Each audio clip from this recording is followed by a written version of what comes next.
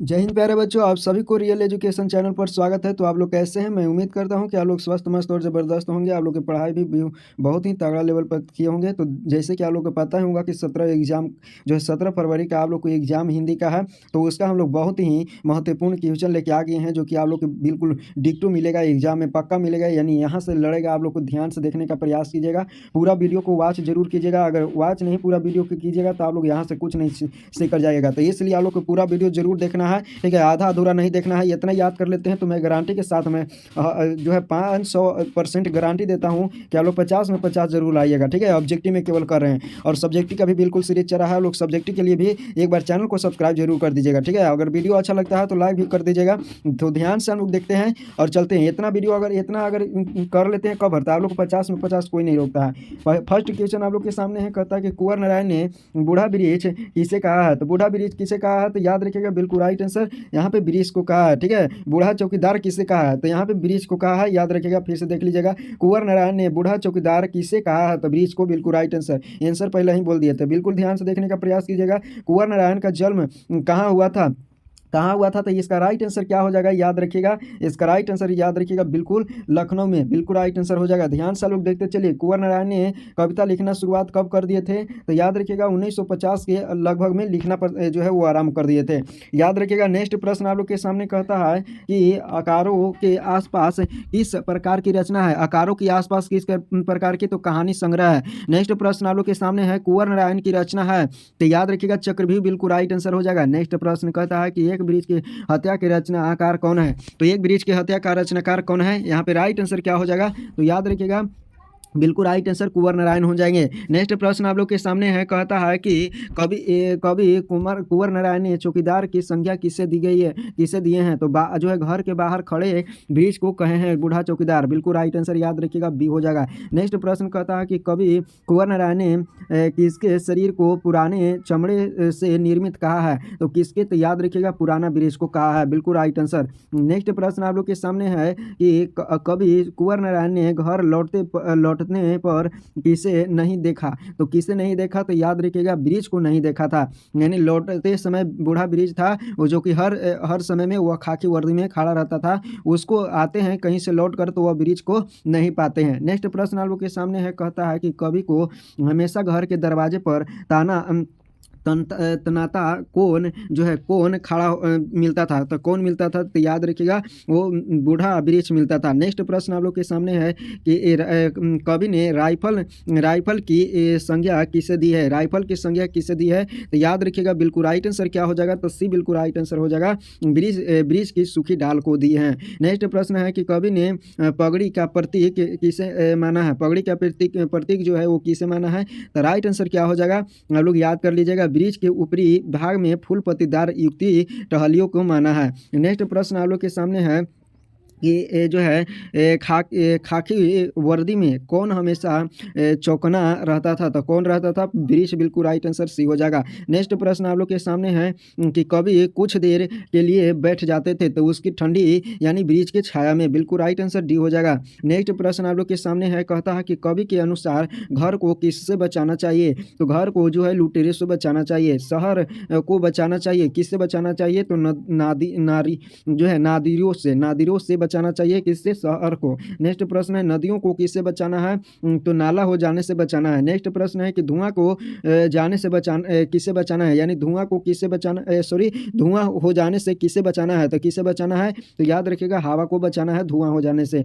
जंगल को किससे बचाना है, तो याद रखिएगा जंगल को मरुस्थल हो जाने से बचाना है। नेक्स्ट प्रश्न है कि जंगल हो जाने से किसे बचाना है, तो याद रखिएगा मनुष्य को जंगल हो जाने से बचाना है, यानी जनसंख्या पर रोकना है। नेक्स्ट प्रश्न आप लोग के सामने है, कहता है कि एक ब्रिज की हत्या में किसके विनाश की जो है अंत व्यर्था अभिव्यक्त है, तो किसके, तो याद रखिएगा पर्यावरण, मनुष्य और सभ्यता। राइट आंसर बिल्कुल बी हो जाएगा, ठीक है। नेक्स्ट प्रश्न है कि आत्मजयी किसकी रचना है, आत्मजयी जो है कुंवर नारायण जी की रचना है। नेक्स्ट प्रश्न है कि चक्रव्यूह की रचनाकार कौन है?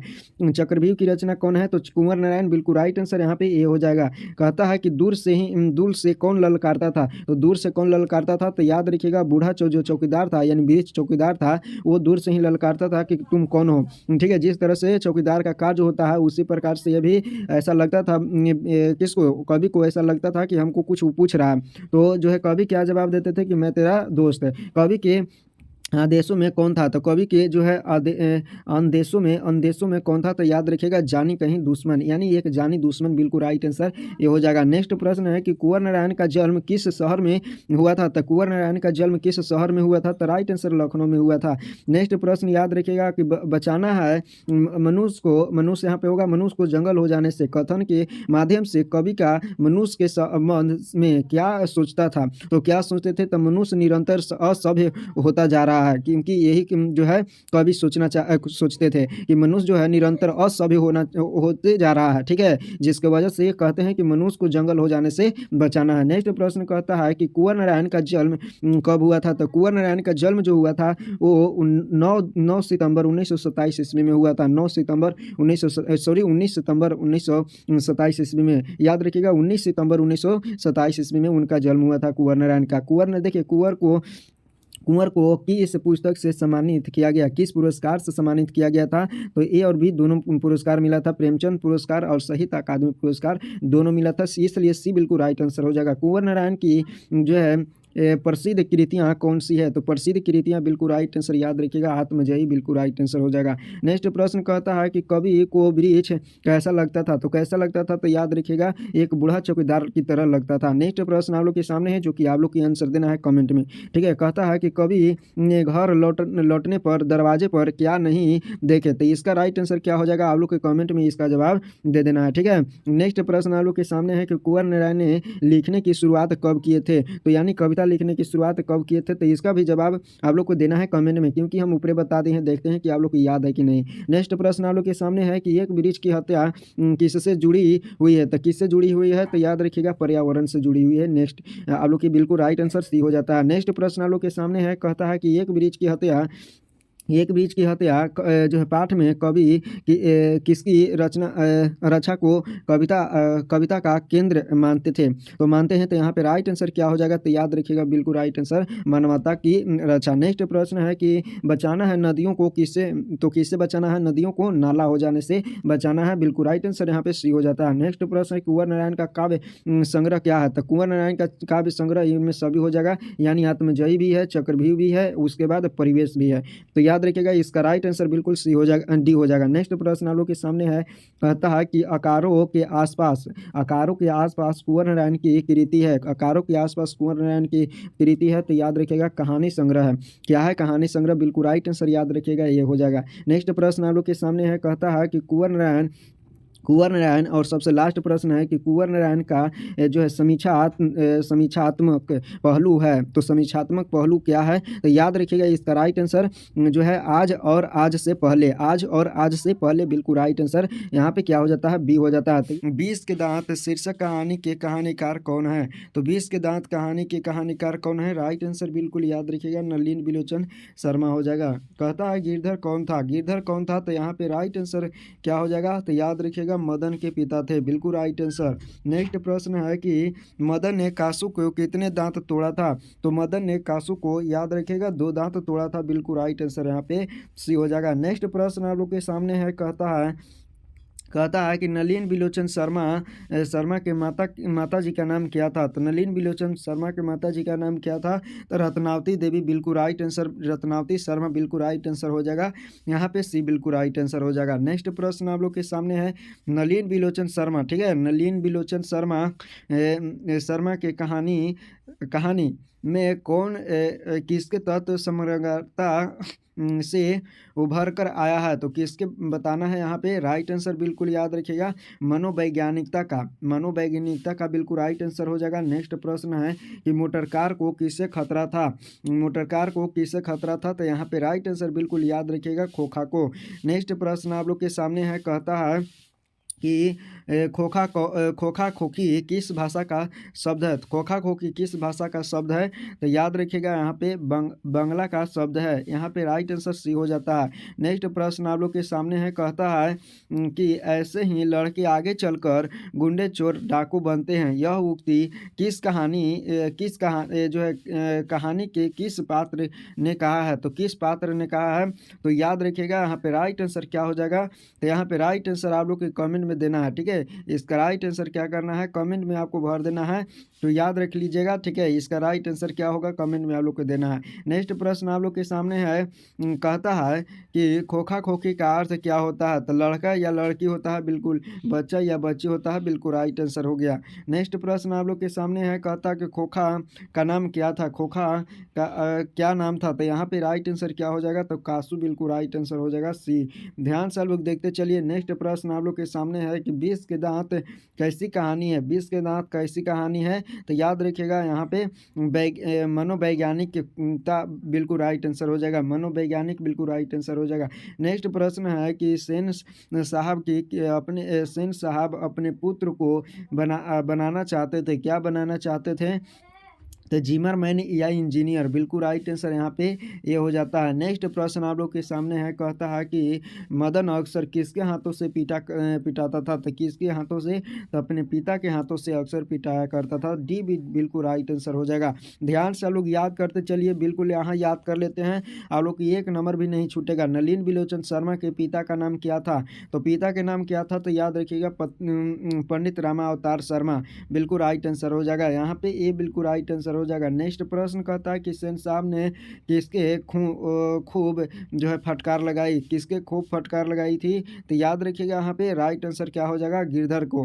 किसके? तो गिरधर, बिल्कुल राइट आंसर यहाँ पे ये हो जाता है। नेक्स्ट प्रश्न है कि 20 के दांत कहानी किस वर्ग के अंत विरोधों को उजागर करती है? तो किसकी? तो याद रखिएगा राइट आंसर याद रखिएगा यहाँ पे मध्यम वर्ग को।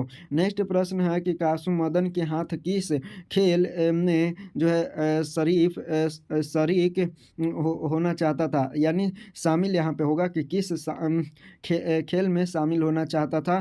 तो याद रखिएगा यहाँ पे राइट आंसर लट्टू के खेल में हो जाएगा। नेक्स्ट प्रश्न कहता है कि सेन साहब किसके व्यंग से जो है ठोकर रह गए थे? तो किसके व्यंग के? तो याद रखिएगा पत्रकार महोदय के व्यंग से। नेक्स्ट प्रश्न आप लोग के सामने है कि मदन की उम्र क्या थी? तो मदन की उम्र जो था वो 5 से 6 वर्ष था, बिल्कुल राइट आंसर ये हो जाएगा। नेक्स्ट प्रश्न है कि मदन किसका पुत्र था? मदन किसका पुत्र था? गिरधर लाल का पुत्र था। नेक्स्ट प्रश्न कहता है कि नलिन बिलोचन शर्मा पटना विश्वविद्यालय के हिंदी विभाग के अध्यक्ष कब बने थे? तो कब बने थे? तो राइट आंसर याद रखिएगा सन जो है 1959 ईस्वी में। सन 1959 ईस्वी में, बिल्कुल राइट आंसर हो जाएगा। नेक्स्ट प्रश्न आप लोग के सामने है कि नलिन बिलोचन शर्मा का जन्म कब हुआ था? नलिन बिलोचन शर्मा का जन्म कब हुआ था? तो याद रखिएगा राइट आंसर क्या हो जाएगा? तो 18 फरवरी 1916 ईस्वी में। 18 फरवरी 1916 ईस्वी में। नेक्स्ट प्रश्न कहता है नलिन बिलोचन शर्मा की मृत्यु कब हुआ? तो यहाँ पे राइट आंसर क्या हो जाएगा? आप लोग को कमेंट में इसको देना है जवाब। नेक्स्ट प्रश्न आप लोग के सामने कहता है नलिन बिलोचन शर्मा का जन्म कब हुआ, कहाँ हुआ था? नलिन बिलोचन शर्मा का जन्म कहाँ हुआ था? तो बंदरघाट पटना में, बिल्कुल राइट आंसर सी हो जाएगा। दृष्टिकोण किसकी रचना है? दृष्टिकोण किसकी रचना है? तो राइट आंसर क्या हो जाएगा? आप लोग के बताना है यहाँ पे।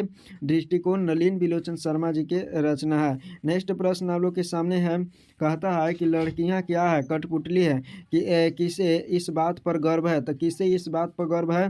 तो राइट आंसर याद रखिएगा अपने माता पिता का इस बात पर गर्व है। कौओं की जमात में शामिल होने के लिए कौन ललक गया? तो यहाँ पे राइट आंसर हंस हो जाएगा। कौआ का बात यहाँ पे मदन होगा और हंस का यहाँ पे बात हो रहा है कासू को, ठीक है। कासू के यहाँ पे बात हो रहा है। तो याद रखिएगा इसका जो है हंस का दर्जा किसे दिया गया है? कासू के। कौआ का दर्जा मदन को दिया गया है, याद कर लीजिएगा। नेक्स्ट प्रश्न है कि किसके अनुसार सोने ने सिद्धांतों को भी बदल लिया था। तो कौन सा? तो याद रखिएगा सोनू ने सिद्धांतों को भी बदल लिया था। कौन? तो यहाँ पे राइट आंसर याद रखिएगा खोखा के अनुसार। नेक्स्ट प्रश्न है कि सेन साहब की कितनी लड़कियां थी? सेन साहब की कितनी लड़कियां थी? तो याद कर लीजिएगा 5 बिल्कुल राइट आंसर हो जाएगा। जो है भीगने से बचने के लिए कहाँ खड़ा हो गया था? तो याद रखिएगा मकान के नीचे खड़ा हो गया था। राइट आंसर भी हो जाएगा। नेक्स्ट प्रश्न आप लोग के सामने है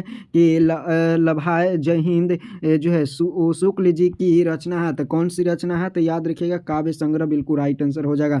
नेक्स्ट प्रश्न आप लोग के सामने है, कहता है कि शुक्ल जी इंदिरा गांधी कृषि विश्वविद्यालय में किस पद पर थे? तो किस पद पर थे? तो एसोसिएटिव प्रोफेसर बिल्कुल राइट आंसर भी हो जाएगा। नेक्स्ट प्रश्न है कि पेड़ पर कमरा किसकी रचना है? पेड़ पर की कमरा किसकी रचना है? तो राइट आंसर याद रखिएगा विनोद कुमार शुक्ल की हो जाएगा। राइट आंसर बिल्कुल डी हो जाता है। नेक्स्ट प्रश्न आप लोग के सामने है, मछली कहानी शुक्ल जी के किस संकलन से ली गई है? तो किस संकलन से ली गई है? तो याद रखिएगा यहाँ पे महाविद्यालय से ली गई है। नेक्स्ट प्रश्न आप लोग के सामने है, कहता है कि कथाकार मछली लेकर घर जाने के जो है दरमियान क्यों दौड़ रहे थे? तो क्यों दौड़ रहे थे? तो याद रखिएगा मछली मर जाने का डर था। उसमें जो है मछली मर जाने का डर था। देखिए कथाकार के झोले में कितनी मछलियां थी? तो कथाकार के झोले में कितनी मछलियां थी?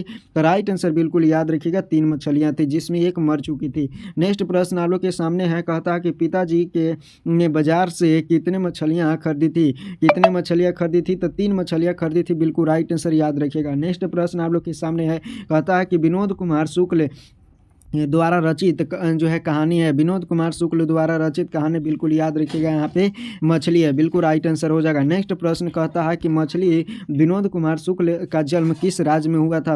विनोद कुमार शुक्ल का जन्म जो है छत्तीसगढ़ में हुआ था। बिल्कुल राइट आंसर याद रख लीजिएगा। नेक्स्ट प्रश्न आप लोग के सामने कहता है कि विनोद कुमार शुक्ल का पहला कविता संग्रह लगभग जय हिंद कब प्रकाशित किए थे? तो याद रखिएगा 1971 ईस्वी में प्रकाशित किए थे। बी बिल्कुल राइट आंसर हो जाएगा। कहता है कि मछली से कौन डर रहा था? तो मछली से कौन डर रहा था? तो याद रखिएगा संतु जो है वो डर रहा था। बिल्कुल ये राइट आंसर हो जाएगा। नेक्स्ट प्रश्न आप लोग के सामने है कि किस मछली की आंख में लेखक अपनी छाया देखना चाहते थे? तो किस मछली के हाथ में आंख में? तो याद रखिएगा नीचे दबी हुई मछली के आंखों में वो छाया देखना चाहते हैं, क्योंकि याद रखिएगा मरी हुई मछली की आंख में प्रतिबिंब नहीं बनती है, इसलिए वो जांच कर रहे थे कि मरा हुआ है कि जिंदा हुआ है। नेक्स्ट प्रश्न आप लोग के सामने है कि किस मछली की आंखों में छाया जो है झांकने से अपनी परछाई नहीं दिखाई देती है? तो याद रखिएगा इसका राइट आंसर क्या हो गया? तो कमेंट में आप लोग को देना है, क्योंकि अभी ही बताए हैं। याद रखिएगा। नेक्स्ट प्रश्न आप लोग के सामने है कि मसाला कौन पीस रही थी? तो मसाला कौन पीस रही थी? तो लेखक की माँ। बिल्कुल राइट आंसर हो जाएगा। ठीक है। नेक्स्ट प्रश्न है कि नौकर की जो है नौकर की कमीज किस विद्या की रचना है? किस विद्या की रचना है? तो याद रखिएगा उपन्यास है। नौकर का कमीज एक प्रकार का उपन्यास है। कथाकार के पिताजी जो है जब मछली खरीदे रहे थे तब कितनी मछली मर गई थी? तो कितनी मछली मर गई थी? तो याद रखिएगा एक मछली जो है पहले ही मर गई थी। याद रखिएगा ये बिल्कुल राइट आंसर हो जाएगा। नेक्स्ट प्रश्न आप लोग के सामने है कि लेखक जो है रास्ते में मन ही मन सोच रहे थे। क्या सोच रहे थे? तो वो सोच रहे थे कि मछली जो है एक मछली पिताजी से मांग लेंगे, इसलिए तो इंदिरा में यानी कुआं था पास के कुआं में डालने के लिए, और उसको जब सियान होगा तो उसके साथ मैं खेलूंगा। ठीक है। इसके सोच कर वो क्या कर रहे थे? सोच रहे थे, यानी रास्ते में आते समय यही सोच रहे थे। नेक्स्ट प्रश्न आप लोग के सामने है कि कौन ठंडा से कप रहा था? तो याद रखिएगा संतु जो है वो ठंडे से कप रहा था। बी बिल्कुल राइट आंसर हो जाएगा। नेक्स्ट प्रश्न आप लोग के सामने है, कहता है कि किस साधन के ऊपर रहकर मछली काटी जाती थी? तो किस साधन के ऊपर रखकर जो है मछली काटी जाती थी? तो पट्टे के ऊपर रखकर। बिल्कुल राइट आंसर यहाँ पे सी हो जाएगा। नेक्स्ट प्रश्न आप लोग के सामने है, कहता है कि किस घर में मछली या जो है मांस बनाना अच्छा नहीं लगता था? तो किस घर में? तो माँ को। ठीक है। यानी किसे जो है घर में, याद रखिएगा किसे घर में मछली बनाना या मांस बनाना अच्छा नहीं लगता था? तो उसके जो माँ थी, किसके माँ? तो संतु संतू की जो माँ थी उसका जो है माँ को ये अच्छा नहीं लगता था, क्योंकि घर में केवल पिताजी ही मछली खाते थे। तो याद रखिएगा कि घर में मछली कौन खाते थे, तो पिताजी ही केवल खाते थे मछली। शीर्षक कहानी के कहानीकार विनोद कुमार शुक्ल के किस कहानी संग्रह से ली गई है, किस कहानी से संग्रह से ली गई है, तो महाविद्यालय बिल्कुल राइट आंसर हो जाएगा। नेक्स्ट प्रश्न आप लोग के सामने है, कहता है कि परिवार के नौकर का क्या नाम था, तो क्या नाम था, तो याद रखिएगा भगू, बिल्कुल राइट आंसर यहाँ पे सी हो जाता है। नेक्स्ट प्रश्न आप लोग के सामने कहता है कि कहानीकार के छोटे भाई का क्या नाम था, कहानीकार के छोटे भाई का याद रखिएगा सी, बिल्कुल राइट आंसर हो जाएगा संतू, यानी संतू नाम था। ठीक है, तो संतू नाम था, कहानीकार के छोटे भाई का नाम संतू था। नेक्स्ट प्रश्न आप लोग के सामने है कि घर में घूसे तो जो है साले के हाथ पैर तोड़कर बाहर फेंक देना, ऐसा किसने कहा था, तो याद रखिएगा पिताजी ने ऐसा कहा था कि घर में अगर घुसे तो साले को पैर जो है हाथ पैर तोड़ देना। तो ये कौन कहे, तो पिताजी कहे थे, बिल्कुल राइट आंसर हो जाएगा। नेक्स्ट प्रश्न आप लोग के सामने है कि संतू मछली लेकर क्यों भागा था, तो याद रखिएगा राइट आंसर क्या हो जाएगा, कुएं में डालने के लिए भागा था। नेक्स्ट प्रश्न है कि भगू संतू के पीछे क्यों भाग रहा था, तो याद रखिएगा मछली छीनने के लिए भाग रहा था। नेक्स्ट प्रश्न आप लोग के सामने है, कहता है कि जो है विनोद कुमार शुक्ल का जन्म कब हुआ था। विनोद कुमार शुक्ल का जन्म जो हुआ था, याद रखिएगा 1 जनवरी 1937 ईस्वी में हुआ था, याद रख लीजिएगा। ठीक है, बिल्कुल VVI क्वेश्चन करा रहे हैं। नेक्स्ट प्रश्न है कि मरी हुई मछली की आँख में नज़र आ रही थी, क्या आ रही थी, तो परछाई नज़र आ रही थी। ठीक है, बिल्कुल राइट आंसर हो जाएगा। नेक्स्ट प्रश्न है कि विनोद कुमार शुक्ल का जन्म कहाँ हुआ था, तो याद रखिएगा राजनांद छत्तीसगढ़ में, बिल्कुल राइट आंसर हो जाएगा। राजनांद छत्तीसगढ़, बिल्कुल राइट आंसर, याद रखिएगा। नेक्स्ट प्रश्न है विनोद कुमार शुक्ल निराला सृजन पीठ में जो है अतिथि साहित्यकार के रूप में कब से कब तक रहे थे, तो याद रखिएगा 1994 से 1996, यानी 2 साल रहे थे, 2 वर्ष रहे थे, 1994 से 96। नेक्स्ट प्रश्न है कि शुक्ल जी की कहानी संग्रह कौन सी है, पेड़ पर कमरा, बिल्कुल राइट आंसर हो जाएगा। नेक्स्ट प्रश्न है कि विनोद कुमार शुक्ल दयावती मोती कवि से जो है शेखर सम्मान से कब पर सम्मानित हुए थे, तो कब सम्मानित हुए थे, तो याद रखिएगा 1999 ईस्वी में, बिल्कुल राइट आंसर हो जाएगा। नेक्स्ट प्रश्न और सबसे लास्ट प्रश्न इस चैप्टर का है, जो कि आप लोग को याद कर लेना है कि मछली काटने का काम किसके द्वारा किया जाता था, तो किसके द्वारा किया जाता था, इसका राइट आंसर क्या होगा आप लोग को कमेंट में देना है। और इस तरह से हम लोग जो है लगभग 500 ऑब्जेक्टिव कर लिए। कितना ऑब्जेक्टिव कर लिए, 500 ऑब्जेक्टिव कर लिए, और 500 बिल्कुल ऐसा वो ऑब्जेक्टिव किए हैं जो कि आप लोग के बिल्कुल बोर्ड में पूछेगा। ठीक है, 500 अगर याद कर लेते हैं तो आप लोग के बोर्ड में पूछेगा, तो याद कर लीजिएगा। चलिए अब हम लोग मिलेंगे नेक्स्ट वीडियो में, तब तक के लिए जय हिंद।